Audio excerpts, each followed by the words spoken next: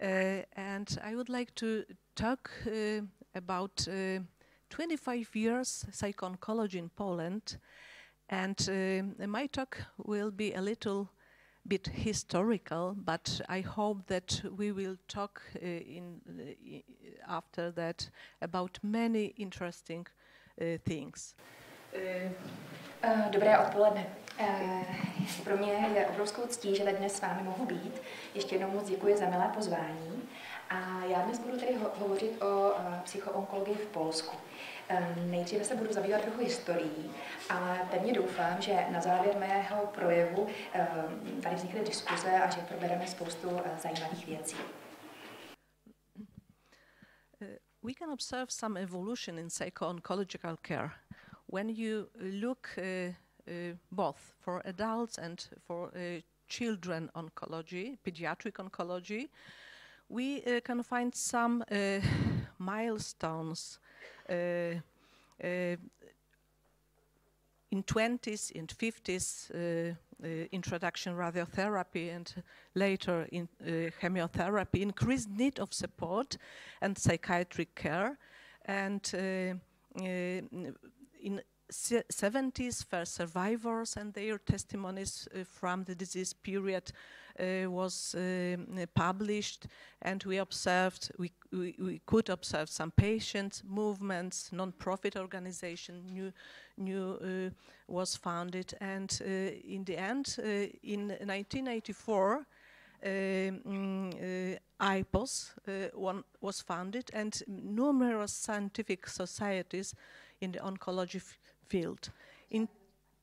Sorry. Já bych začala s tím tučným přehledem vývoje psychoonkologické péči. Vidíte, rozdělila jsem to na dvě skupiny, na dospělé a pediatrickou péči. A v rámci 20. století několik takových milníků. Jsou to především 20. léta, kdy došlo k rozvoji radioterapie, potom léta 50., kdy se začalo s chemoterapií a také s psychiatrickou léčbou, a potom léta 70. bych ráda vypíchla, kdy byl představen psychosociální model. V té době jsme také začali stále více hovořit s pacienty, sbírat jejich svědectví. A důležitým rokem byl bezesporu rok 1984, kdy byla založena Mezinárodní psychoonkologická společnost. Cancer in children is a very rare disease, so it's a very important milestones from my point of view was PSYOP Foundation in 1964. PSYOP is an international oncology, pediatric oncology society with PSYOP Psychosocial Working Group Committee in 1991. And of course also milestone, it was founding many different national pediatric oncohematology research groups, societies, and of course parents groups on local and national levels. And from the last years we introduce a lot of work on standards of psychosocial care in pediatric oncology, so it was very, very important. Co se týká dětské onkologické péče, tak rakovina u dětí je velmi vzácná. Zde z toho přehledu několika let bych vypíchla rok 64, následuje 68, kdy byla založena Mezinárodní společnost pro nádory dětského věku. O několik let později se také vznikla v roce 1991 speciální pracovní skupina, respektive výbor, takové pracovní skupiny pro psychosociální práci. Později to byla řada zájmových skupin, které byly zaměřeny na dětskou hematoonkologii a byly to různé výzkumné skupiny. Důležitou záležitostí jsou také rodičovské skupiny, ať už národní nebo místní úrovni. A také bych chtěla říct, že v posledních letech, to je ten poslední bod, mezi roky 2009 a 2011, se udělalo spousta práce v Polsku v oblasti standardů psychosociální péče. Everybody knows this woman, it's Jimmy Holland. She is a pioneer in psycho-oncology, And it's very worthy to listen interview with her on IPO's website. Very interesting thing, and she's saying that she's probably the oldest living psycho-oncologist in the world. So she has a sense of humor. Yes. What is psycho-oncology? Oh, sorry. Takže dámu na tom předchozím slajdu určitě všichni znáte, je to paní Jenny Hollandová, je to pionýrka v oblasti psychoonkologie a já vám velmi doporučuji rozhovor s ní, který můžete nalézt právě na stránkách Mezinárodní psychoonkologické společnosti. A je to velmi zajímavý rozhovor a mně se také líbí, že tahle dáma má neuvěřitelný smysl pro humor. Ona sama o sobě říká, že vlastně nejstarším žijícím psychoonkologem na světě. What is psycho-oncology? It's a interdisciplinary field of medicine, subdiscipline, something between clinical oncology, psychiatry, clinical psychology, health psychology, but also from palliative medicine, oncology surgery, hematology, radiotherapy, oncology nursing, and many others. So interdisciplinary field of medicine with two basic goals. I'm sorry. Takže otázka, co je vlastně psychoonkologie? Je to mezioborový záležitost, mezioborový druh medicíny a co všechno sem spadá. Jsou to různé podobory. Je to obor, který má něco z klinické onkologie, z psychiatrie, z klinické psychologie, z zdravotní psychologie, ale také to jsou aspekty samozřejmě paliativní medicíny, onkologické chirurgie, hematologie, radioterapie, onkologické ošetřovatelské péče a spousty dalších oblastí. And we, Psycho-Oncology have two basic aims. First, to do some research, and second, trying to implement standards of psycho-oncological care. Psychoonkologie jako obor má takové dva hlavní cíle. První je výzkum v oblasti psychoonkologie a tím druhým cílem je zavádění standardů psychoonkologické péče. When we look at research area, we can find three big groups of these research areas. First, promotional health, especially prevention and early detection of cancer, removal of or alleviation of the psychological consequences of illness and treatment, and in third, psychoprophylaxis, focused especially on medical staff employed in oncology departments. Co se týká výzkumných oblastí v oblasti psychoonkologie, tak tady jsou takové tři největší skupiny. První je podpora zdraví, zde vklademe hlavně důraz na prevenci a časnou diagnostiku rakoviny. Druhou oblastí je odstranění a zmírnění důsledků psychologických důsledků choroby a také léčby u onkologických pacientů a stavuje se to i na jejich rodiny. A další oblastí je psychoprofylaxe, která je zaměřená především na zdravotnický personál, který pracuje na oddělení onkologie. Almost the same. It was the same aims was defined by IPOS. So the main aim it is to foster international multidisciplinary communication about clinical, educational, and research issues, especially into primary psychosocial dimensions of cancer. First, a response of patients, families, and staff to cancer and its treatment at all stages, and the second, psychological, social, behavioral factors that influence tumor progression and survival.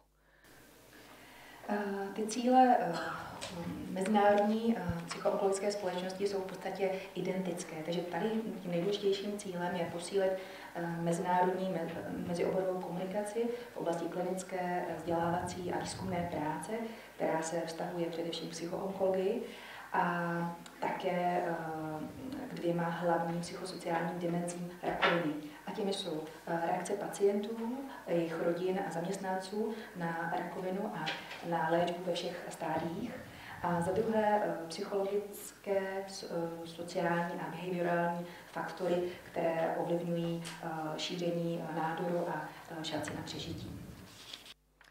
And we have 30 years of IPOS now, but unfortunately psychosocial care dealing with the emotional and supportive aspects of cancer has not yet been integrated into mainstream cancer care. So we have a big challenge to treat psychosocial care as an integral part of oncological treatment. Takže mezinárodní společnost, psychoonkologická společnost existuje již 30 let.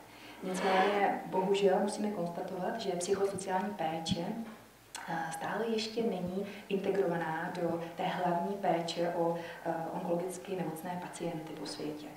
A proto tedy naší hlavní výzvou, ne naší, ale obecně nyní je, aby právě psychosociální péče se stala integrální součástí celé onkologické péče. When we look at Psycho-Oncology in Europe, the 80s, it's a time when we observe development in Europe, and in basic tasks of Psycho-Oncology, it was improving the quality of life for patients with cancer and their families, inclusion of psychological problems in the curriculum of students and medical staff, it was new, and research activity.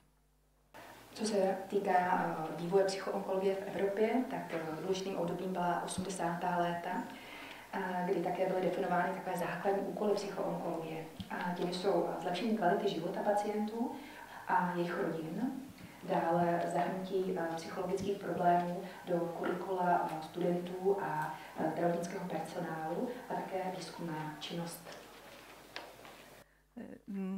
When we look at list of psycho-oncology societies on national level, we can find a lot of national societies. Hungarian was one of the first, and Polish also.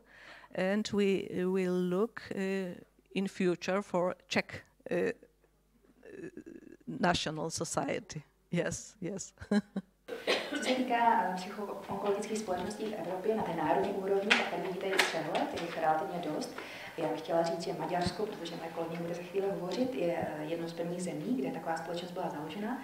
Polsko patří taky k těm z prvních zemí a já se moc těším na to, až Česká republika také bude mít svou vlastní národní společnost psychoonkologickou.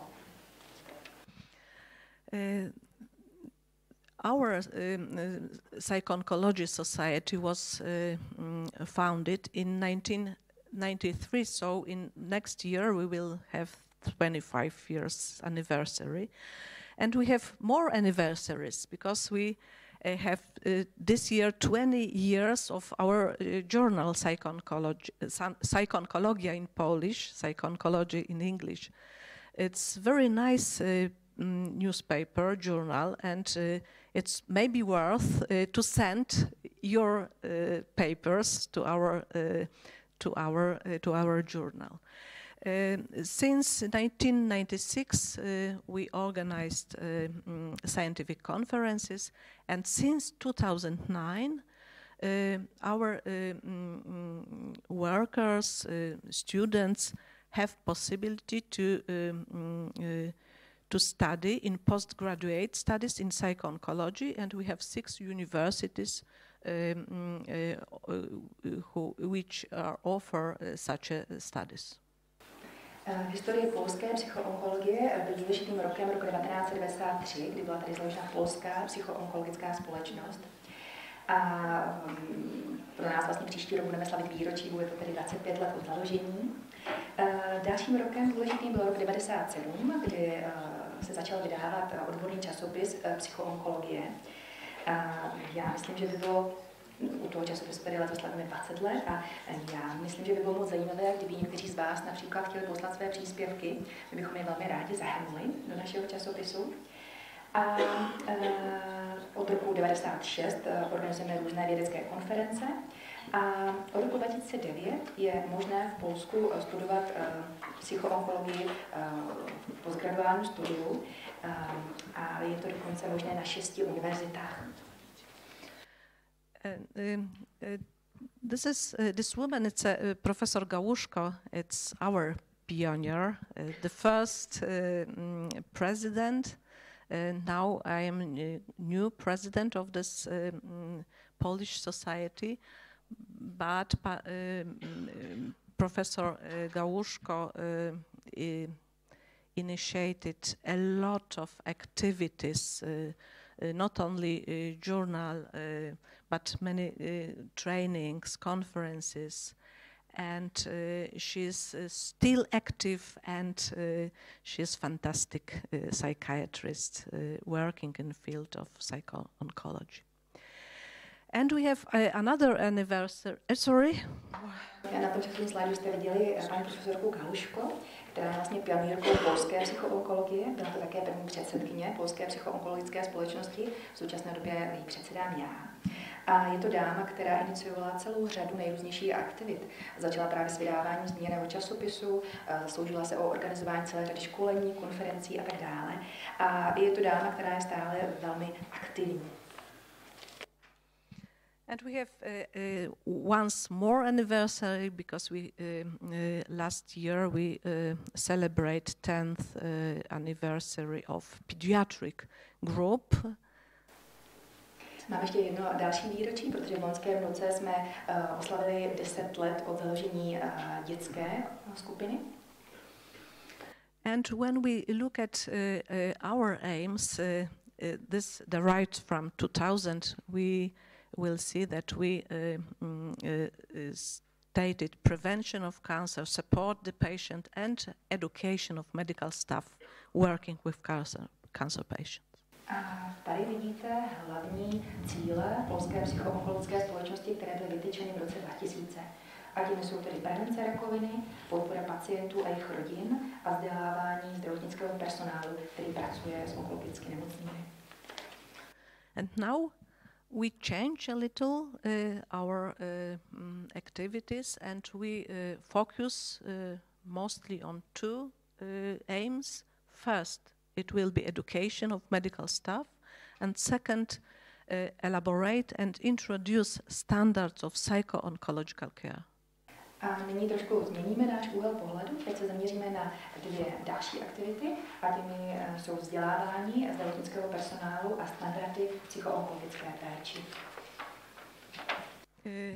And we have one regulation of our Ministry of Work and Psychosocial Policy.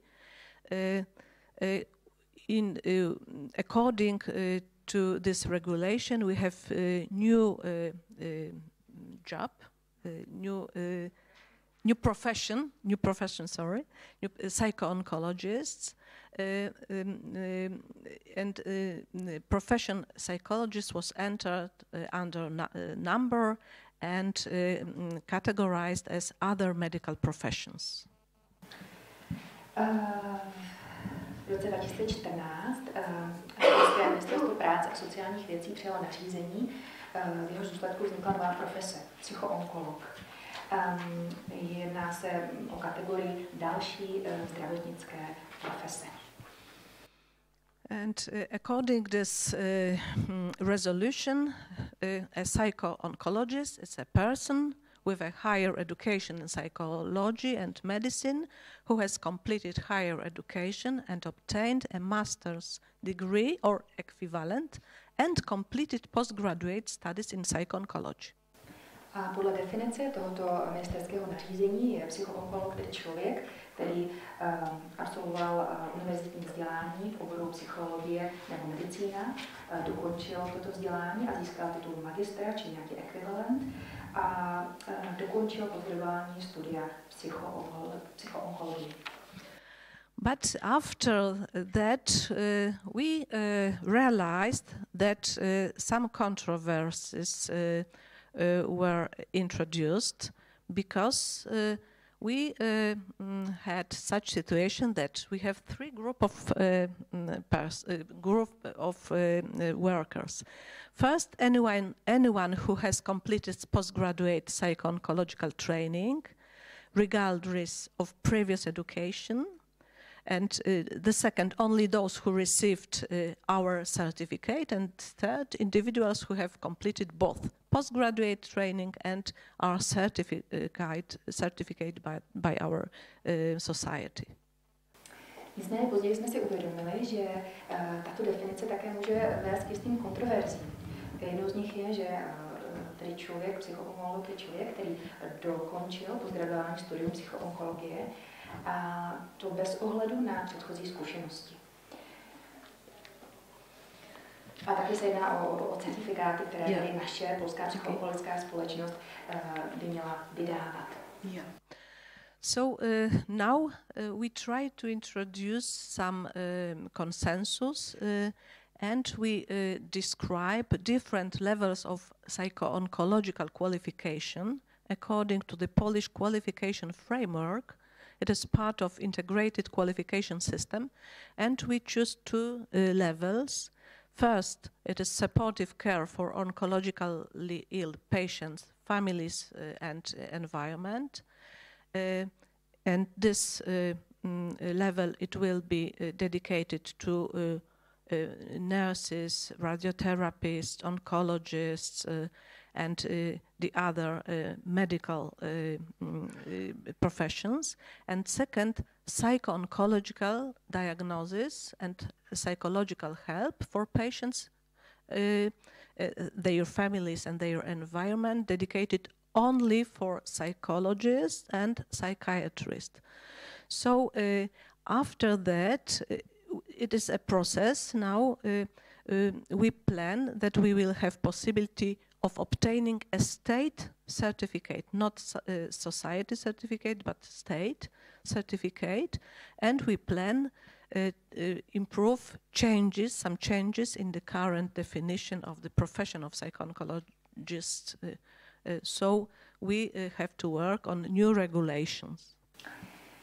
Takže co se té profese psychoonkologa týká a určitých těch nejasností, tak jsme došli k závěru, že je důležité popsat tu pozici na různých úrovních psychoonkologické kvalifikace. A to podle rámce polských kvalifikací, jak jsou udělovány. A došli jsme k dvěma úrovním. Tou první je úroveň podpůrné péče pro onkologicky nemocné pacienty, jejich rodiny a okolí. Tady se to týká hlavně zdravotních sester, radioterapeutů, onkologů a dalšího odborného personálu. A na té druhé úrovni se jedná o psychoonkologickou diagnózu a psychologickou pomoc pacientům onkologicky nemocných, jejich rodinám a prostředí. A tady se to bude týkat pouze psychologů a psychiatrů. Také je naším plánem, aby bylo možné udělovat státní certifikát. To znamená, ne, že by ho udělovala pouze naše společnost, ale aby byl udělován státem. A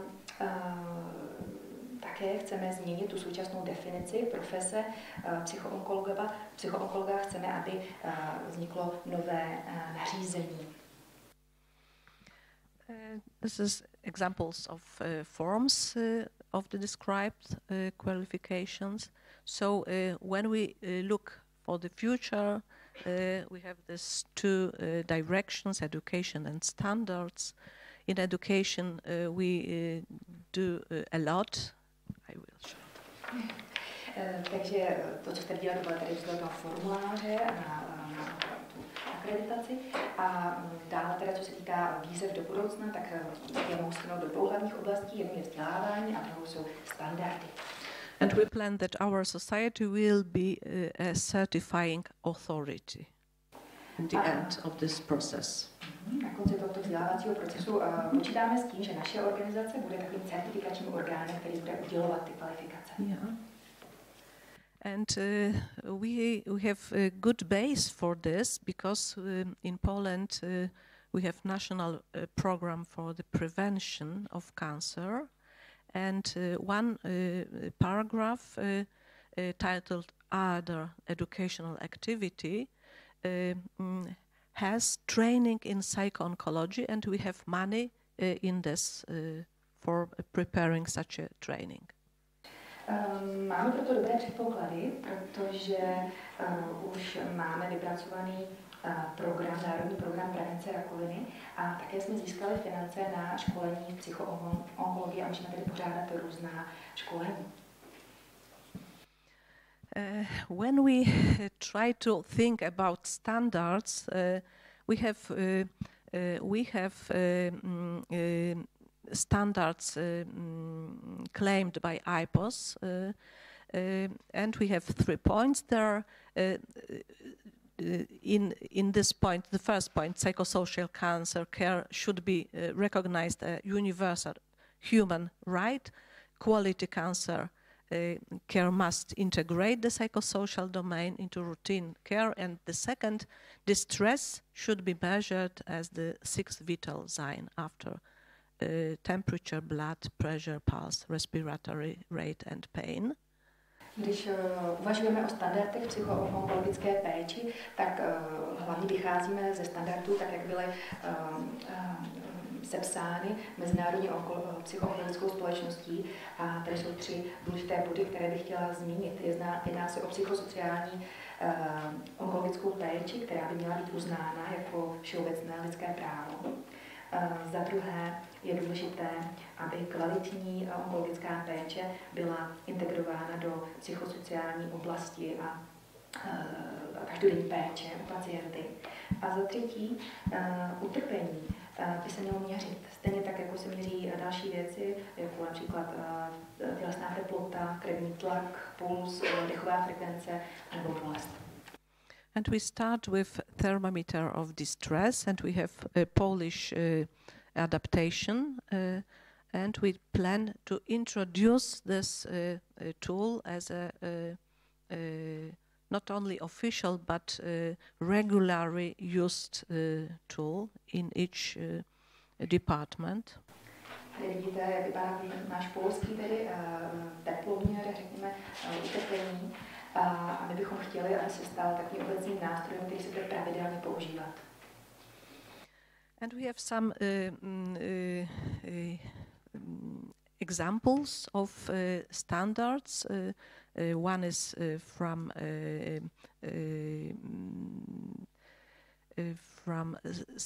Israel Psycho-Oncology Society. The second, it is from Canada. It's good for us. It's good base for further work. Co se týká dalšího rozvoje těchto standardů, tak máme spoustu příkladů ze světa. Například nás se můžeme inspirovat izraelskou psycho-onkologickou společností a jejími standardy, nebo kanadskou společností. And in field of pediatric cancer, such a standard exists already, and you can find this on websites in English, but also in different European language. I don't know if it is in Czech, but you can know. Okay, I know. Co se týká standardů péče pro dětskou onkologii, tak ty už také existují. Můžete je najít na internetu, jsou tam anglicky a také v několika dalších jazycích, tak tady slyším tak v češtině, bohužel ještě ne. And psychosocial care is integrated part of this standards. A psychosociální péče je tedy integrální částí těchto standardů. And we published a little about this European standards, and this is an example of program of psychosocial support in pediatric oncology. Both on the left we have biomedical principles of this program, the principle of multidisciplinary care and principle of monitoring of direct or late effects. Také v dětské onkologii se zabýváme programem biopsychosociální podpory, zabýváme se principem mezioborové péče, principem monitorování přímých i pozdějších účinků léčby. And within this psychosocial part, we have the principle of planned psychological care transmitting information about cancer diagnosis to the children and integration with school and peer group as soon as possible.